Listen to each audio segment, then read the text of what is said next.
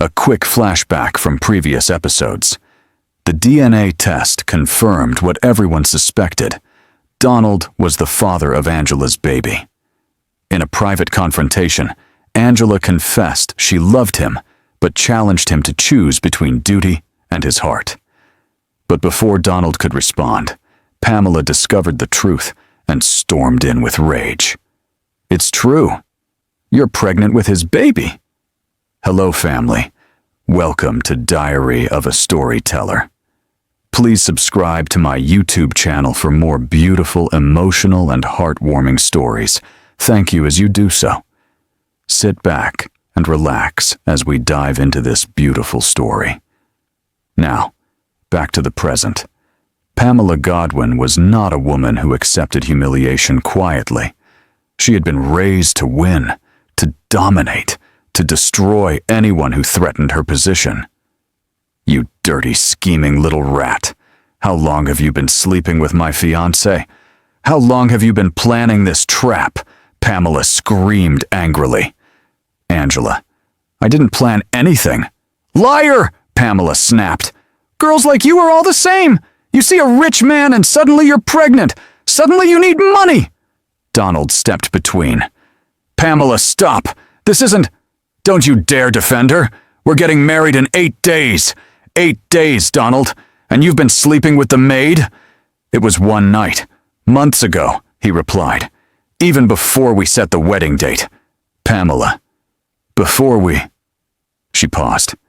"We've been engaged for 6 months. Were you with her while you were proposing to me?"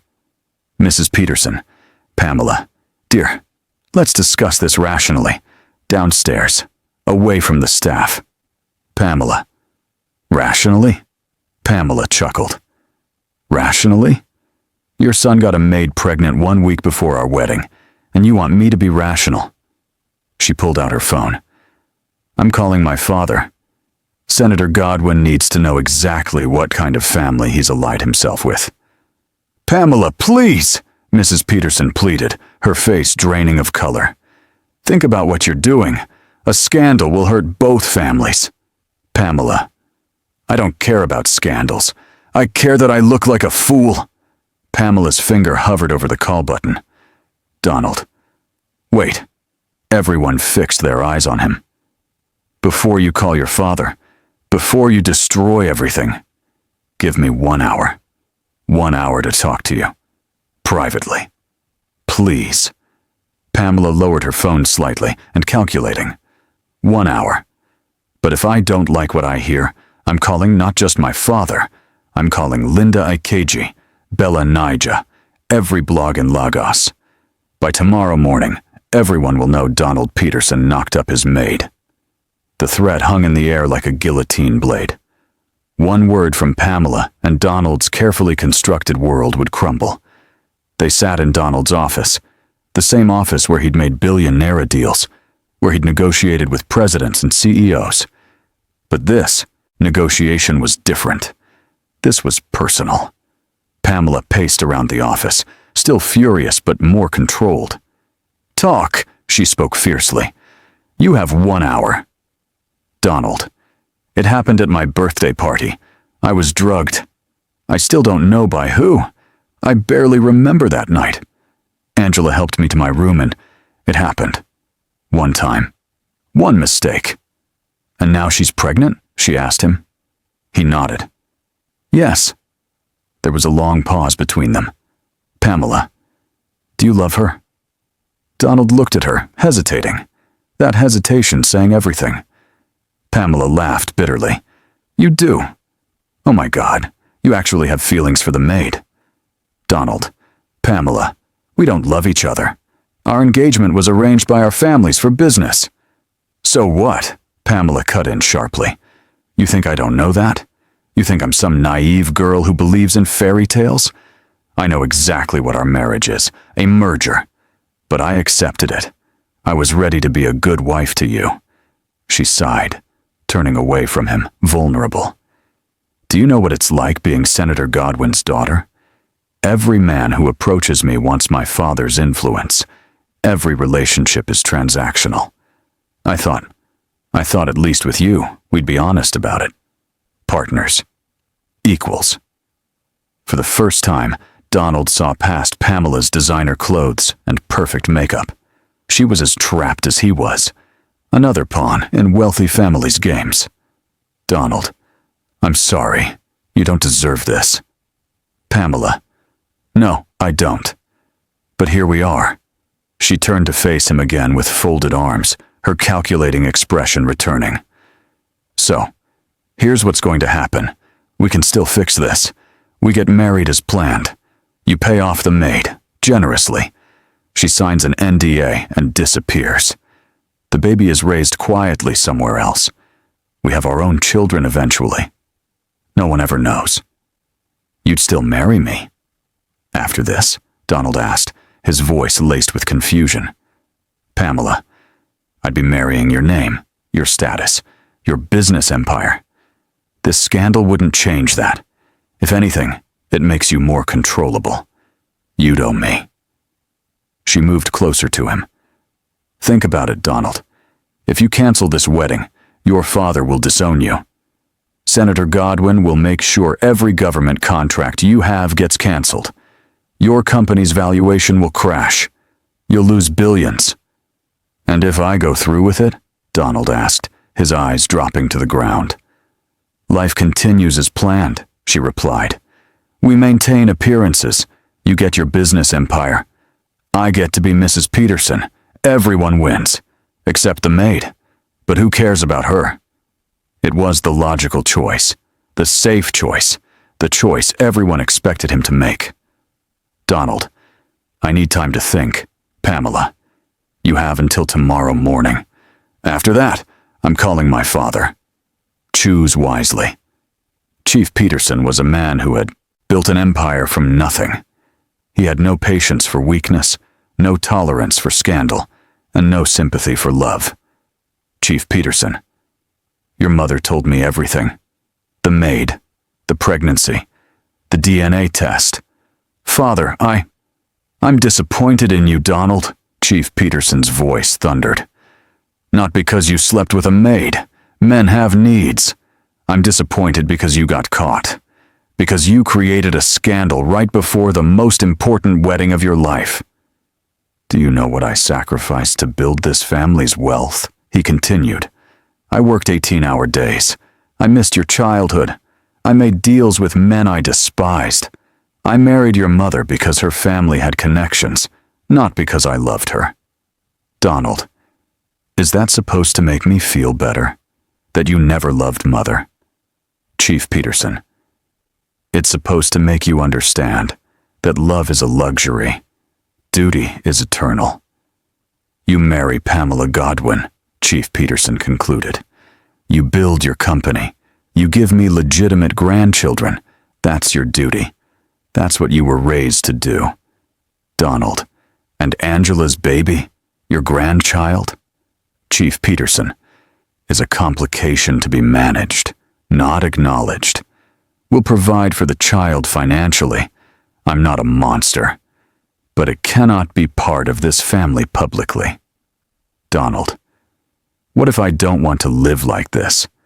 What if I want to choose differently? Chief Peterson, then you lose everything. Your trust fund, frozen. Your shares in the family company, revoked. Your apartment, taken. Your car, returned. You'll be cut off completely. You'd disown me? Donald asked with shocked expression. Chief Peterson, I'd disown the fool who threw away billions for a pregnant maid. But if you choose wisely, choose duty, choose family, you remain my son and heir. Chief Peterson placed a hand on Donald's shoulder. I'm not trying to be cruel, Donald. I'm trying to protect you from yourself. Men in our position don't get happy endings. We get powerful ones. Choose power.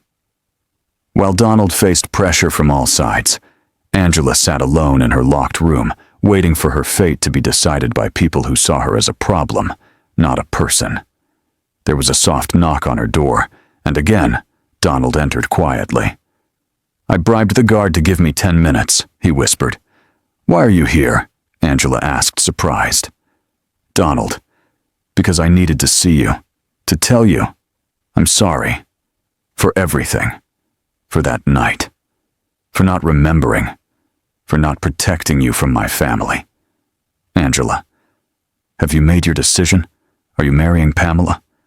Donald sat on the small chair beside her bed, looking exhausted. Everyone's telling me to. My father. My mother. Even Pamela. They've made it clear. If I choose you, I lose everything. My company. My family. My entire life. Angela, then the decision is easy. Donald, is it? Because it doesn't feel easy. It feels like choosing between who I am and who I want to be. Angela moved closer to him. Donald, look at me. Really look at me. He looked at her, an undeniable feeling running through his veins. I'm not asking you to choose me. I never did. I don't need you to rescue me, or marry me, or play hero. I just need you to let me go. Give me enough money to take care of our baby, and let me disappear. You marry Pamela. Build your empire. Live your life. Donald. And our child. Angela. We'll be fine. I'll raise him with love, even if we don't have money. I'll tell him his father was a good man who was trapped by circumstances. Donald slowly reached for her hands.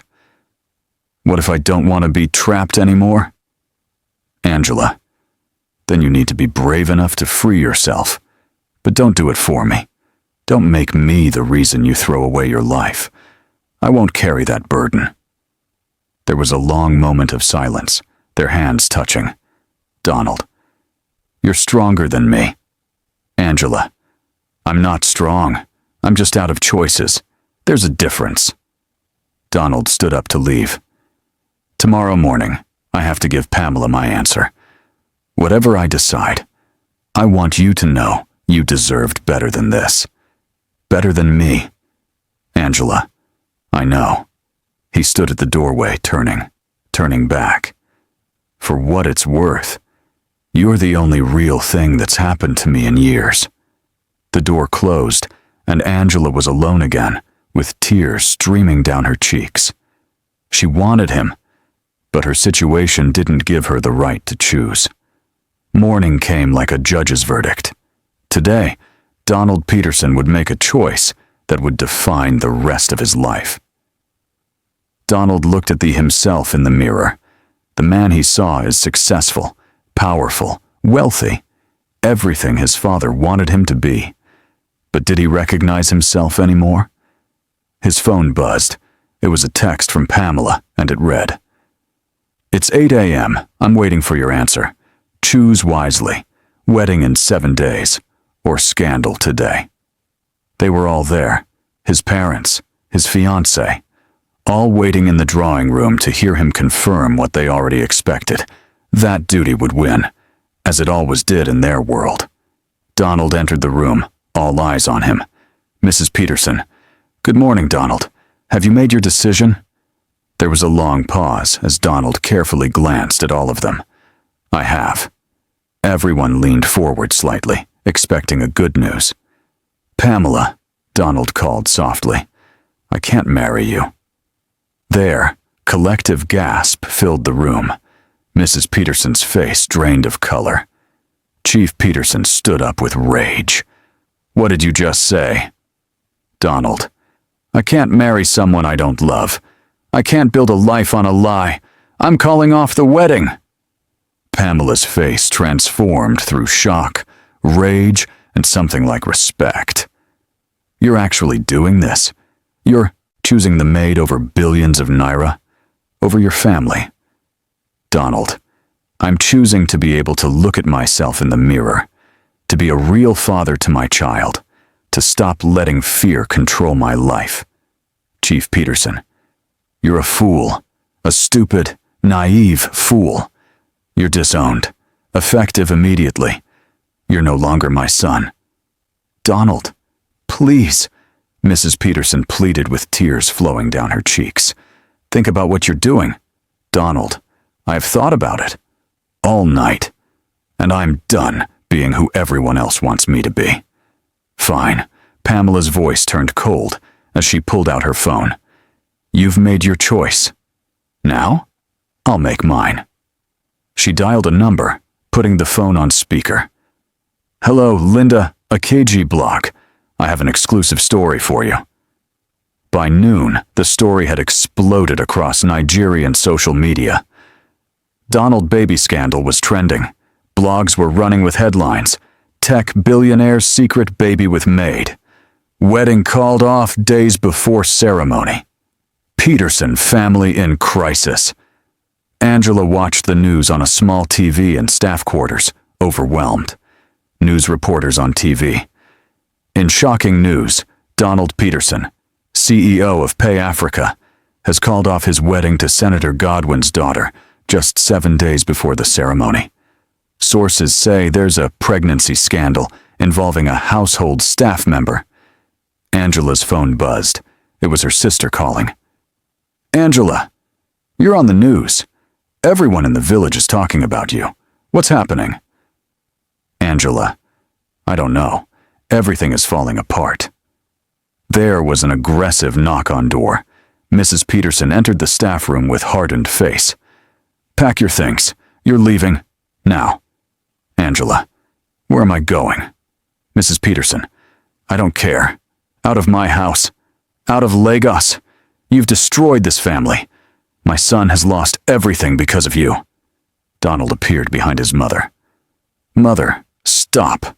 Mrs. Peterson, don't you dare defend her. You've been disowned.